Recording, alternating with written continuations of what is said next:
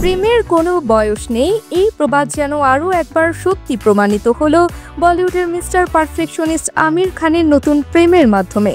ষাটোর্ধ্বে পা রাখার পর যখন সাধারণত মানুষ জীবনকে আরেকভাবে দেখতে শুরু করেন, তখনই আমির তার প্রেমের কথা ঘোষণা করলেন। 60তম জন্মদিনে প্রকাশ্যে এলো নতুন প্রেমিকার নাম গৌরী এসপ্র্যাট।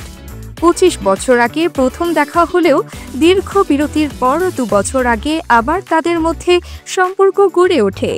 আমির বলেন, এমন কাউকে খুঁজছিলাম যার সঙ্গে শান্তি খুঁজে পাওয়া যায়।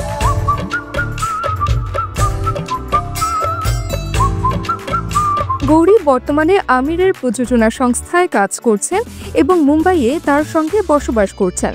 তার একটি 6 বছরের পুত্র সন্তানও রয়েছে। আমিরের কথায়, প্রেমিকার জন্য নতুন করে গানের প্রশিক্ষণ নিচ্ছি।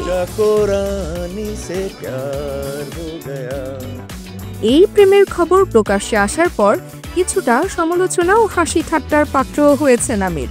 অনেকেই প্রশ্ন তুলছেন, বুড়োকালে এই প্রেমের ভীমরতি কেন?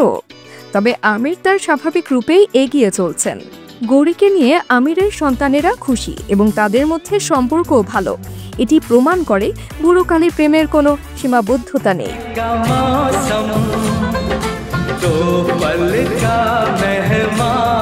উল্লেখ্য, আমির খান রীনা দত্তকে বিয়ে করেছিলেন। প্রেমের জন্য তিনি হাত কেটে রক্ত দিয়ে চিঠিও লিখেছিলেন। এক সময় বিচ্ছেদের পথে হাঁটেন। এরপর কিরণ দত্তের সঙ্গে প্রেমের সম্পর্ক গড়ে উঠলেও 2021 সালে সেই সম্পর্ক শেষ হয়। এখন দেখার এই প্রেমের গল্প ভবিষ্যতে কিভাবে এগিয়ে যায়। তবে প্রেমের এই ভীমরতি আমিরের জীবনকে নতুন উজ্জ্বলতা দিচ্ছে, যা সকলের জন্যই প্রশংসার যোগ্য। AB news text report.